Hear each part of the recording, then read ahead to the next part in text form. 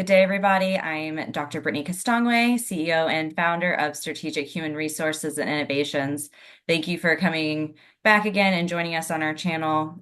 Today, we're going to be talking to a very talented retired Chief Master Sergeant, Tony Ballard from the United States Air Force, who I had the pleasure of working with when we were both still on active duty. So make sure you like, share, and comment, and follow us to make sure that you're wrapped into all of these great details. So today, like I said, we're going to be talking with La France, aka Tony Ballard, who is a decorated U.S. Air Force veteran and an accomplished talent development professional. He brings over 20 years of expertise in people operations, talent information, operations, and really just managing people. So after he separated and retired from the Air Force and moved on to bigger and better things, he went into the baking industry, where Tony championed initiatives to streamline onboarding, reduce training costs, and implement innovative training programs, which drove significant improvements in employee engagement, performance. And then his big experience also includes leading sponsorship and mentoring programs, optimizing leadership, learning management, designing impactful training frameworks that reached over 200,000 employees. Look at you go, Tony, across North America and 4 international regions. So back during his Air Force days, Tony managed large-scale programs and projects across 5 states. He also worked internationally in Japan, Germany, Qatar, Kuwait, and Afghanistan. Some of his assignments included working at the headquarters for Air Force Personnel Center, the Pentagon, where he supported the workforce of over 697,000 global employees. Tony's insights into leadership and professional development stem from his hands-on experience, an unwavering commitment to excellence, and a relentless dedication to improving individuals and teams to achieve their highest potential. And if all of this isn't enough to talk about Tony, he's also getting his doctorate. So we will soon be calling him Dr. La France Ballard. So Tony, thank you so much for joining us today. It's great having you here and seeing you again. Likewise, thank you so much for inviting me to be a part of your story of success. I feel delighted to be here. Awesome. Thank you so much. So before we get started, just tell us a little bit what you're working on in your doctorate program. Yes, great question. Right now, my degree is in business administration. My concentration is in management, and part of my research interests includes transitioning veterans, which will more so pick up on once they've already entered the workforce, not necessarily transition into the workforce. So I'm trying to study what more can we do for veterans once they're hired on with a company and they reach that honeymoon hangover phase and the dust settles and they start to go through that self-discovery phase of whether or not they want to continue with that company and make a career there, because many of them move around so much they're used to change. So what most companies don't realize, they're getting those transferable skills. I want to kind of bridge that gap with the disconnect there. And of course, I can go beyond there, but I'll pause there for any more questions that you may have. No, I think it's great. You know, veterans have a special place in both of our hearts. Um, People in the military say they don't know what they want to be when they grow up, and it's so true because we've spent, no matter how long you've spent in uniform, whether it was 4 or 5 years or 20 plus years, you grow accustomed to a certain type of rigor and structure, and the civilian world doesn't typically operate that way. And so you do see a lot of veterans struggle with that transition process, and especially the honeymoon. So I'm glad that Yes, that's your key area of interest. yes, thank you. Most definitely. And I felt it. And most veterans that I actually talked to who left the service, again, to your point, every veteran story is different. And the sad part is there's no magic number to how long it takes for them to get acclimated to being not wearing that uniform on a daily basis. And some of those veterans have jobs that don't necessarily transfer over to the military, to the civilian workforce. So that's a whole nother conversation. So it's difficult, but I want to jump in there and use this doctoral degree to help me be a solution to that problem. And you absolutely are going to be, because there's so many resources out there. We just, as veterans, we don't really know how to take them and make them applicable to us. So Mhm. you're going to do great things as you continue your research. Thank you. I Okay. look forward to partnering with you on some of Oh, you know it. it. So kind of Yeah. capitalizing on your leadership and training development expertise that you have, have some Mhm. questions that I really want to answer you that I think will really help our viewers because professional development, especially soft skill development, is very difficult. And it's not something that the industry necessarily puts a lot of emphasis on. And so not only is that something that, as employees that we're looking for, but as Mhm. Generation Z continues to enter the workforce, these are things that they're craving. And so if we're not giving it to them, then it's a huge issue going on. So Mhm.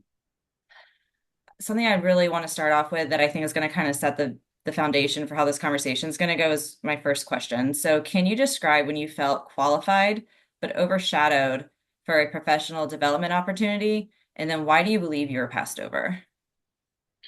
Yes, that question has crossed my mind more than you know throughout my career in general. But before I answer that question, I do want to highlight part of what you mentioned about Generation Z. I wanted to point out that during my tenure in the Air Force, I watched the workforce grow from 3 generations to 5 generations, and then we're preparing for Generation Alpha to enter the workforce in the next 2 to 3 years.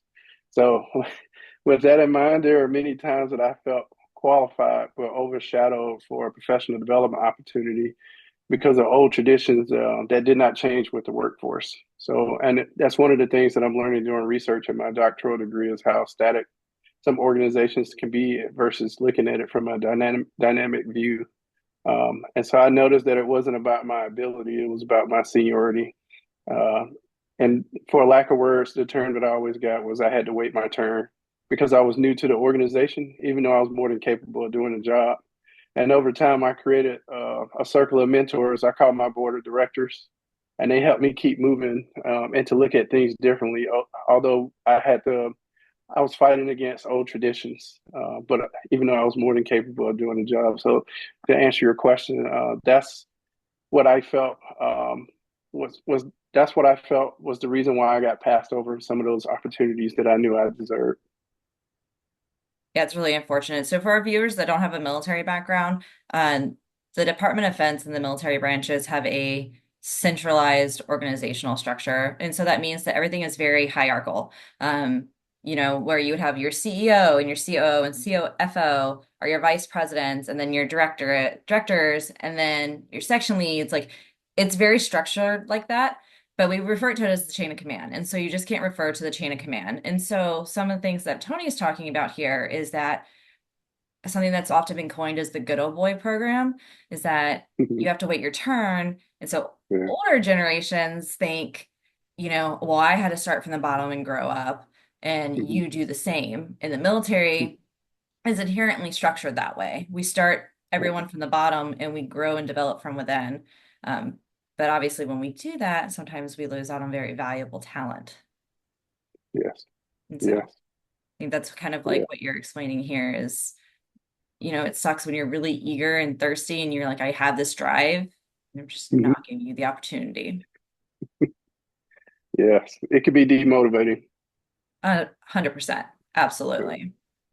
Okay, Yeah. so now that we've kind of talked about, you know, sitting back and waiting your turn, taking a number, waiting it for it to be called, how did you overcome this setback? Um, it's a great question. One of my lifelong mentors, again, my board of directors, but the primary lifelong mentor whom I met first when I started my military journey, he told me something that I'll never forget.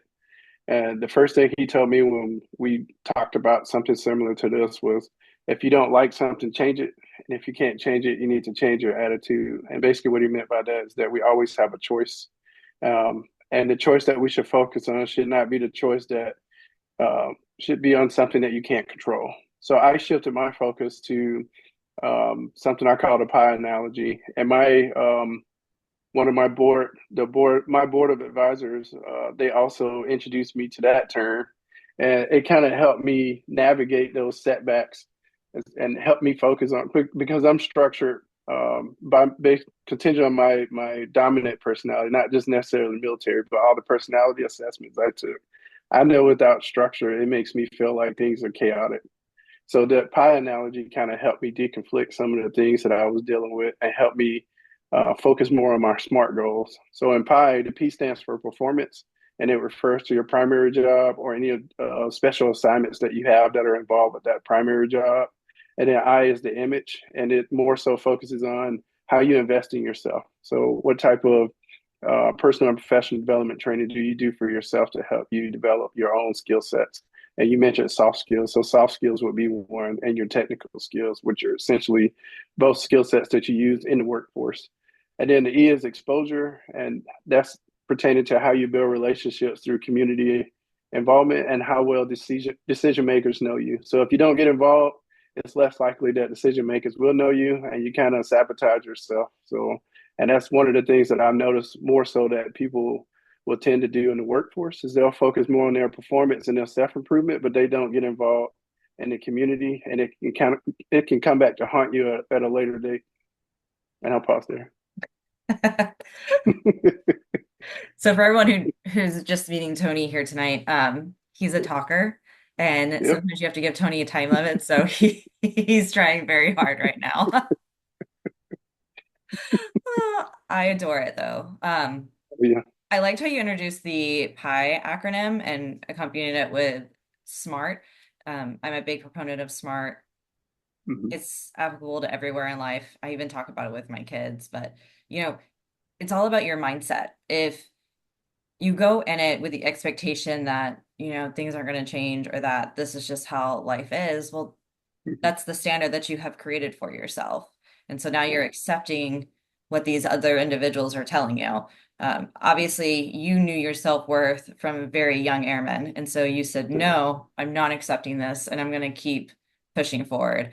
And Mm-hmm. thankfully, there's individuals like you in our military who go against the grain. And then you do get to become chiefs, and which, if you don't know, because I didn't tell you this earlier, chiefs are E9, so they're the highest ranking enlisted that we have.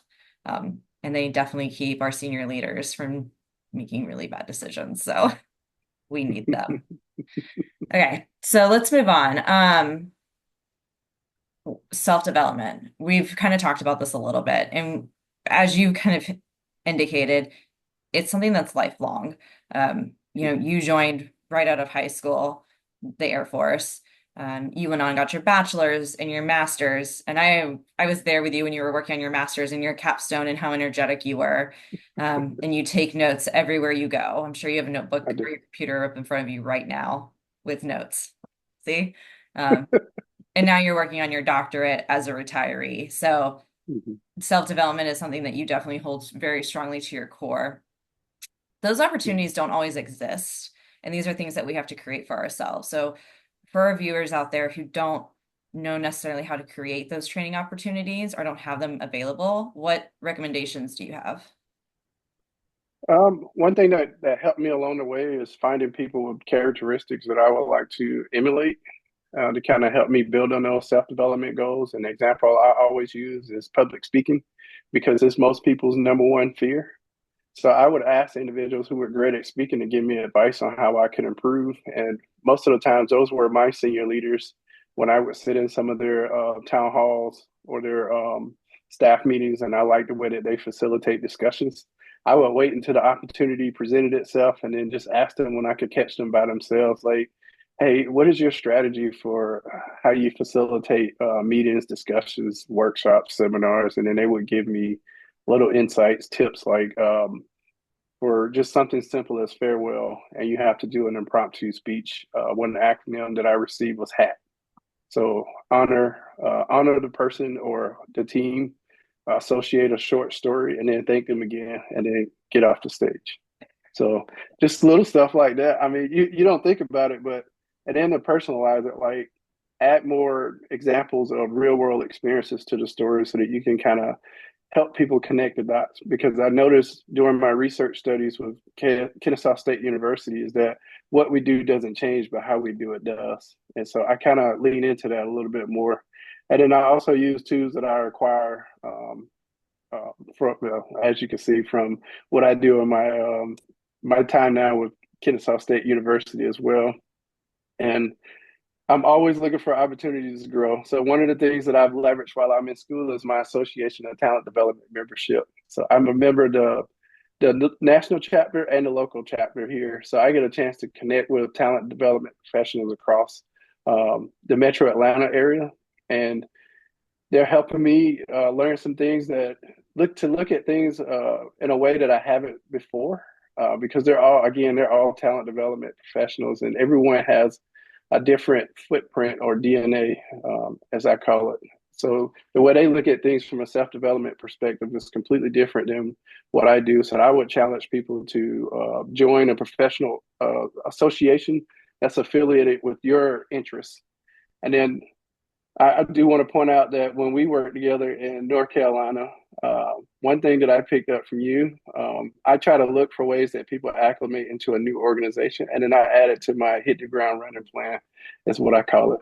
And one of the things I like that you did was the battle rhythm plan. And most people in the workforce do not have anything like that, where a one pager that talks about what you do daily, weekly, monthly, quarterly. Just using that as an example, that thing has done wonders for me, because I usually do a things to do list, and some of my stuff is a little too lengthy. But I like those little shortcut twos that I get a chance to glean from colleagues such as yourself.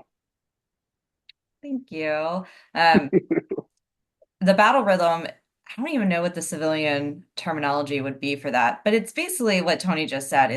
It's what you do every day, every week, every month, every quarter, and then yearly if you have like audits and things. So it's really just something to keep you true and honest, because life happens and work happens and things get busy. And the next thing you know, it's 5 p.m. and you're going, what did I do for the day? So Mhm. it's a great way to keep honest, but it's a great way to introduce people when you're onboarding new team members too, because it kind of helps them know what can I look forward to in the next 90 days. And that's something that Yeah. you're really big on when you are talking about like new talent, um, and helping those people just come on and hit the ground running. Mhm. Yes.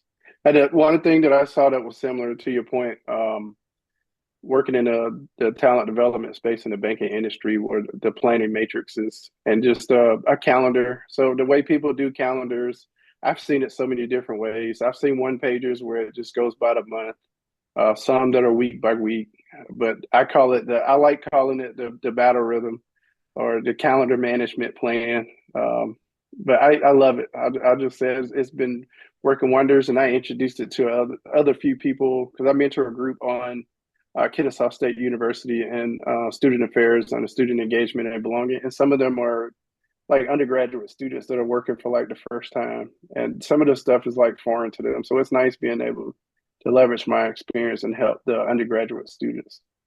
That's awesome. I'm so Yeah. glad that you do that. Um, I want to talk a little bit on the professional association because that's great, right? A lot of things that I hear is that we don't either have the opportunities available or we don't have the money Hmm. available. Um, Professional development, there's an earnest on the organization to develop you. They need to Hmm. develop you if they want to retain you and help you grow from within. There's Hmm. also an earnest on us as the employee to make sure that we're making ourselves um, desirable to be developed, right? If those opportunities don't exist in your organization, there's things that you can do that cost very minimal amount of funds. So you mentioned professional development. If you're a Hmm. student, veteran, sometimes if you're medical, there's different ways that you can get into those for like a discounted cost. But something else that you can do, and I'm surprised you haven't mentioned this yet, because you're a huge proponent of this, is Toastmasters, which helps you with public speaking.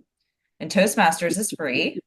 Your local chamber of commerce, you don't have to be a member. A lot of things that they do, you can go at free or very low cost to events. So if there's like Hmm. a training seminar or a conference that you want to go to, you can usually get in for free or at low cost. So definitely look in your community because there's so much things that you can do that we just don't know about until we start digging.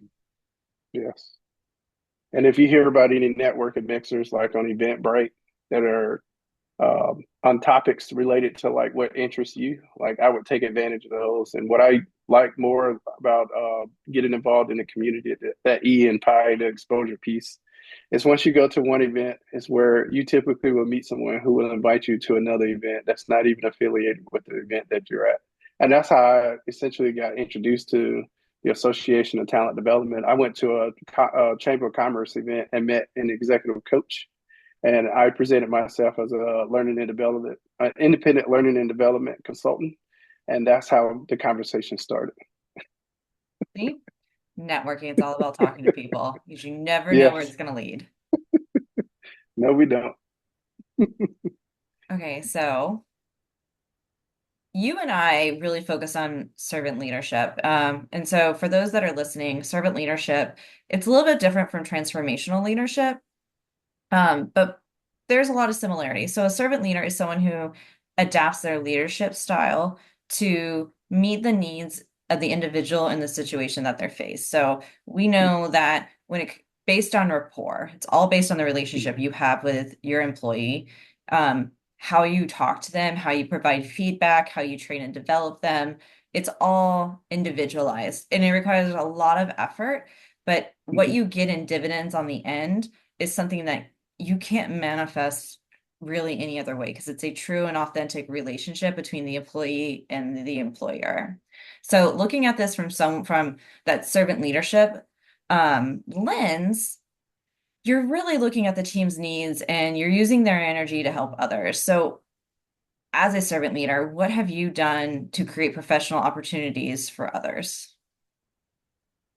I've done a lot.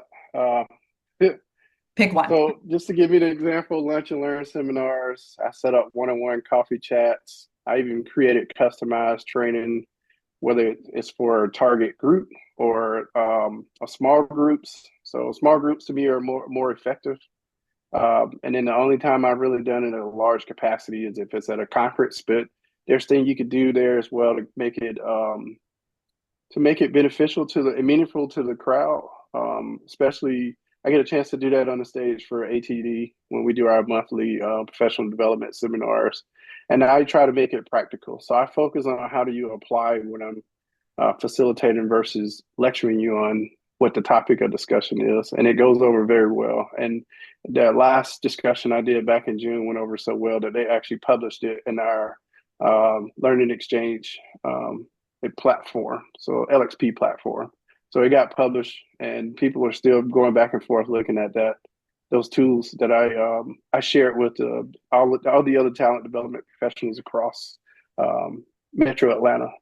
And then while I was deployed to Afghanistan, when it comes to servant leadership, I met another guy who became a part of my board of directors, and he allowed me to shadow him so that I could have my aha moments while he was helping me develop my leadership skills. Because I had just gotten promoted like maybe less than a year before I actually got a chance to meet him.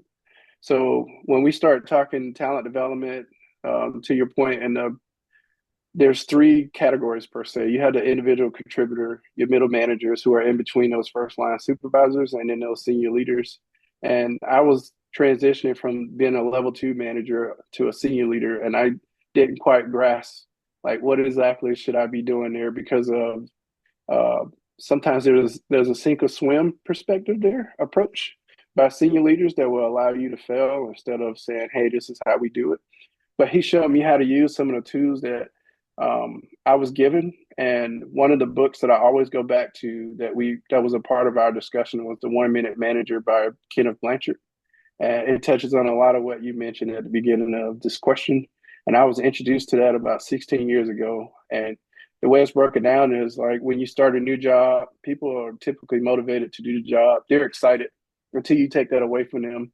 And then they don't have the knowledge of how to do it. So you're going to have to give them some directions. So I'll say that versus say micromanaging because people look at it from as a negative connotation. But you have to give them directions. You can't just let people sink or swim, but just go through the motions with trial and error.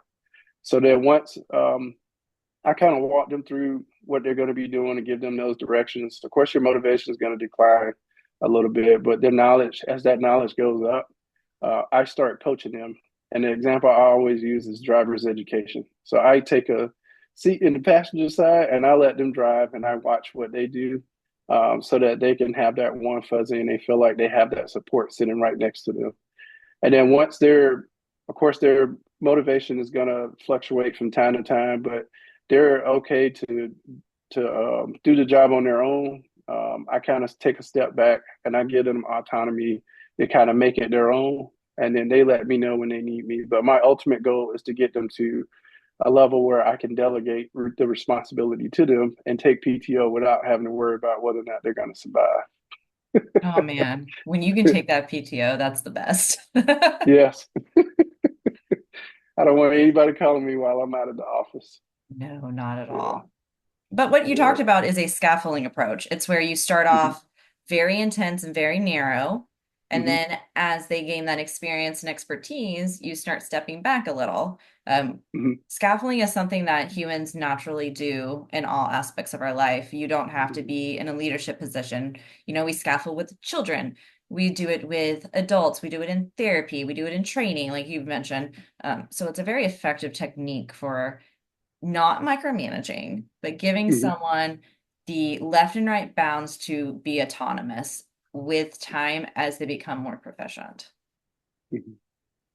Yes, it definitely helps accelerate that learning curve too, with minimum mistakes. Yes. Yeah. And I like how you use the driver's ed because I Yeah. know we both have teenagers in the house that are driving right now and whoo-hoo. I just think back to my days when I was learning to drive and I was like, was I really this bad? I had to have been. I know I was. Yes. Yes. Okay. I feel like we've answered this question, but I'm going to ask it to see if you have any additional advice that you want to give. What advice do you have for our listeners who may not have an advocate helping them grow professionally? I really like how you talk about your board of directors. I've never Hmm. heard anybody, until I met you, refer to it as that, but having mentors and coaches to guide us, it's so important. And so, in a Hmm. business mindset, your board of directors are those who keep the CEO, COO, CFO, vice presidents, whoever, legally aware of the things that are going on and help set directions and vision for the company. And so, having a board of directors, it's like having that visionary platform that can see outside of your own experiences, be able to talk. And so, I love how you've coined that. And so, we don't always have board of directors. And so, how do you advocate for yourself? One tool that we all have available to us is LinkedIn. So to Yes. kind of make this more practical, if you go on LinkedIn and you reverse engineer what it is that you want to do, and find people that are actually doing those things, and then just connect with them. I mean, that platform, that's the whole purpose of that platform. And I've been on LinkedIn since 2008 when I first started about leaving the Air Force. And once I got introduced to it and I realized like what it can be used for, I leveraged it to the most of my ability. So every time I went to a conference, like you really have to step out of your comfort zone and you got to be comfortable with being uncomfortable in order for you to grow. Because the things that challenge you is actually what makes you better than you were the day before. And so I would definitely go on there first, reverse engineer what it is that you want to do. So, for instance, if I wanted to learn more about um, organizational development, and I want to understand like how does the human resource development side, how does that look across other different industries? What are some best practices that I can do to help me be a better organizational development practitioner? That is something that piqued my interest too for research, which is why I threw that out there. Um, but then you'll see like, hey, there's some people out there with certifications that you never even heard of just by reverse engineering what you see on LinkedIn. And then I start following people who are avid posters. They post things on there on the regular that will help you. They kind of deconflict some things that you didn't quite understand before, or they simplify some things that seems very complex versus just reading about it in a magazine and you don't understand like what's the underlying story here, like to help me make the connections. It's nice having that human touch. And then I also would propose using a 70-20-10 model. It's an older learning and development model, but it helps me grasp like what I need to be doing to kind of help put things in perspective.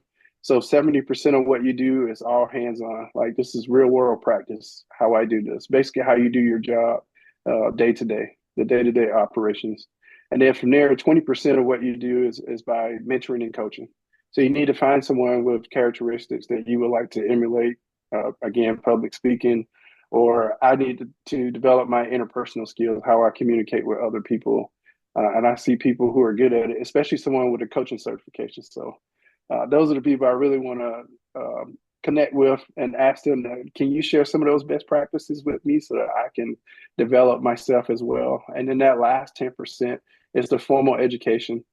And again, LinkedIn has free courses. Um, I guess because I've taken so many, the algorithms will find things to suggest to me and like, hey, there's a new entrepreneurship course that's happening on this day. It may be something that you want to consider. Or I just go and look for upcoming events on LinkedIn, Eventbrite.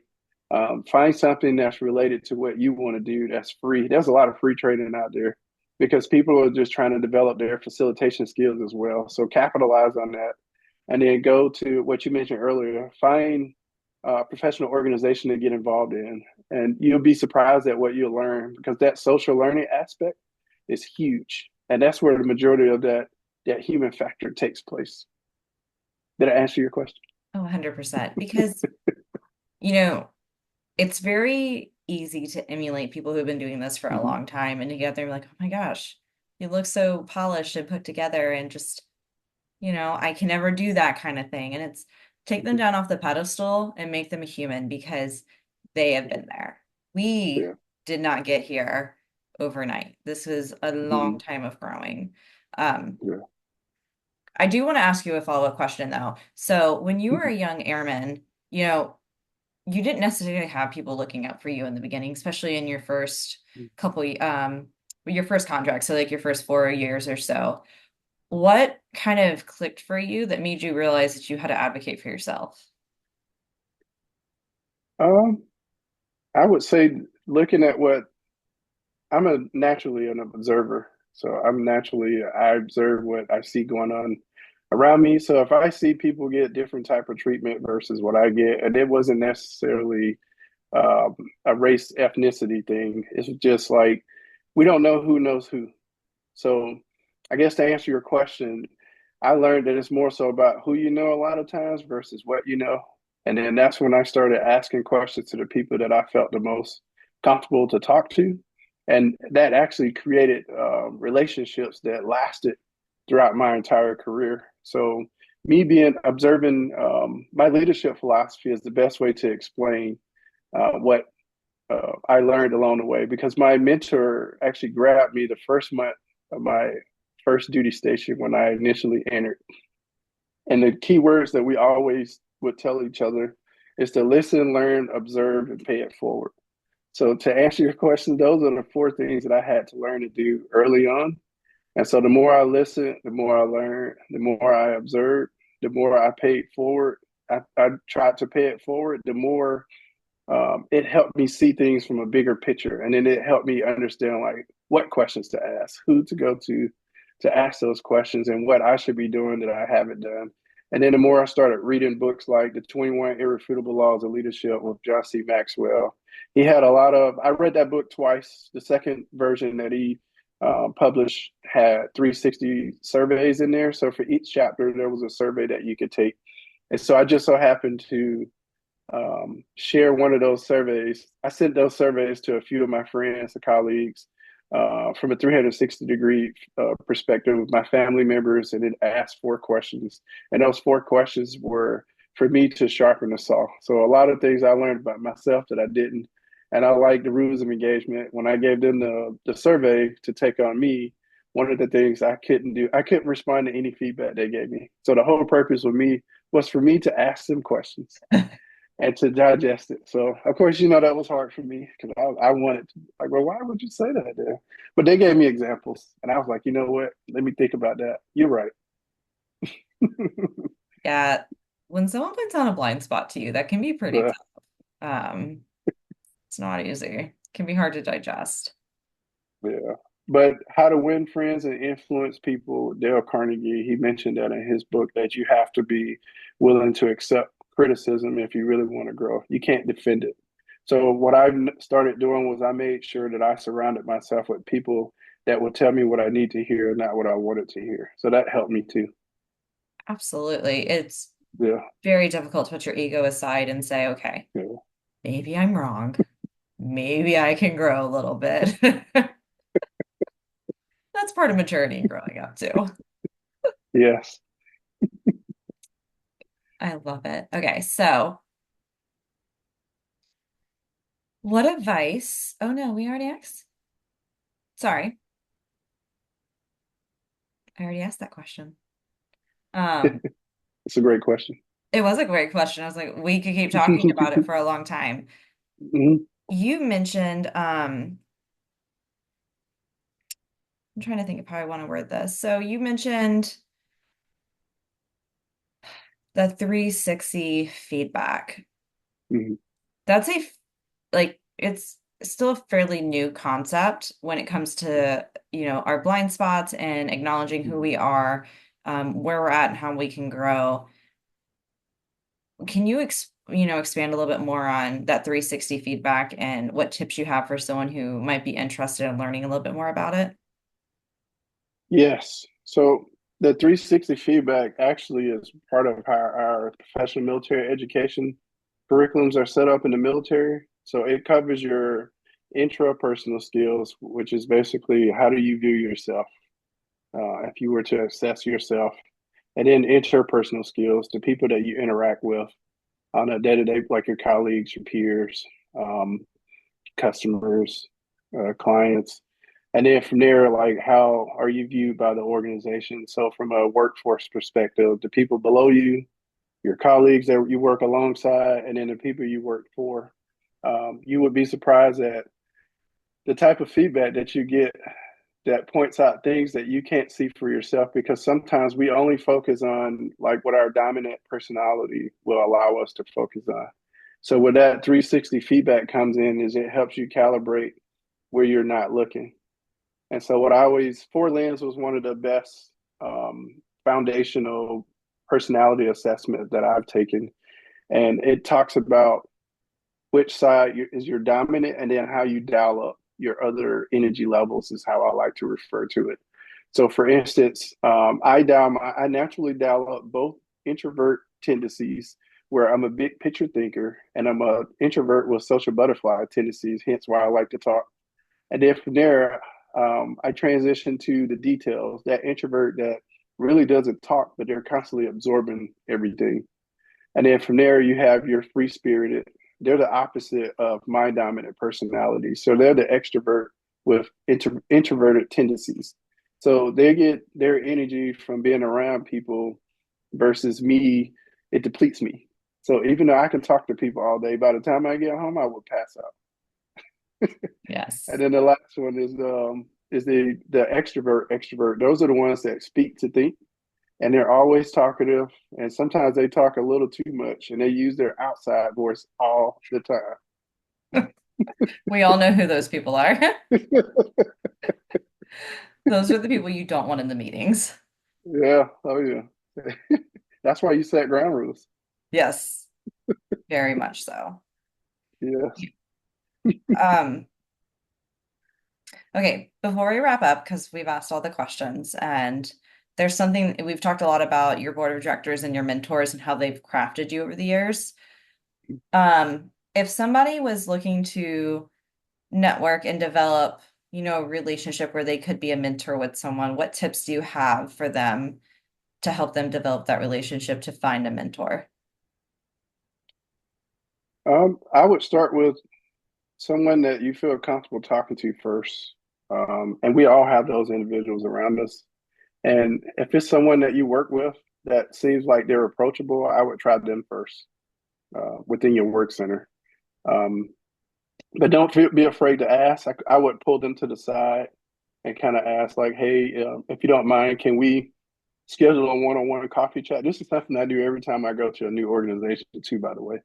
So I always find someone, again, to your point, that has characteristics that I would want to emulate. So if I like the way they do something that I'm trying to make sure that I stay abreast on, I'll reach out to them and say, hey, do you mind mentoring me? That's essentially what I ask. And here are some things. Make sure you got a list of questions or issues that you want to navigate, but pose it from a curiosity perspective. Like, hey, would you help me understand this more?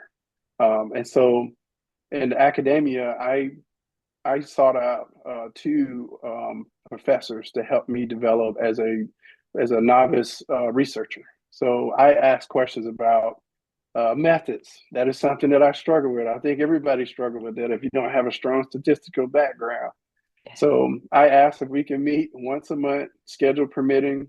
I have a schedule set up. Again, I'm that structured guy. I have a schedule set up. We kick it off with a nice little icebreaker. We do it naturally, so I'm not reading from the notes, and then we just have a conversation, and we just let the conversation go where it goes. But when we come there, we kind of talk about like, hey, here's what's top of mind. After we get through our icebreaker phase, and then we always schedule the next meeting before we leave. So we do that. And then other companies that I worked for after leaving the military, I like the way when you go to employee resource groups and you set up, you go to those networking events with the employee resource groups that are more cross-functional. So for instance, I might join a veterans group, but we'll do a coffee chat with the women's group. So like do something like that's not expected. So to kind of help you see things differently. So and those coffee chats lasted for like the last 2 years. I'm still talking to some of them through LinkedIn, and they'll ping me from time to time. I forgot we were even having the conversation because sometimes months will go by, but they see my posts and they'll say, "Hey, I want to talk to you more about what you're doing in this space. Can you elaborate on that a little bit more?" Or, "Hey, I see you're doing this now. Can we talk more about that because I have a similar interest in that." So it's just unique those relationships that keep going. Like you just don't know. You just Yeah, never know. absolutely. And be open to being a mentor Yeah. for someone too, because you Hmm. never know when you're going to be on the other side of the table and people are reaching out to Yeah. you. Yeah.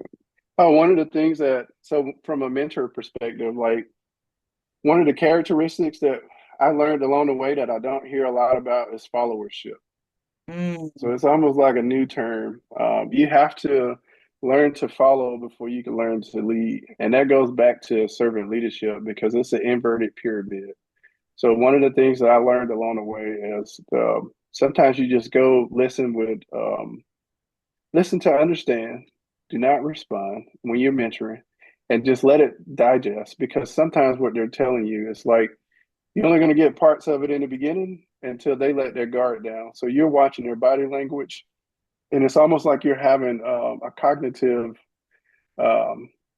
a conversation at the cognitive level because there's more conversations going on that how I was always taught. The best part of the conversation is understanding what isn't said.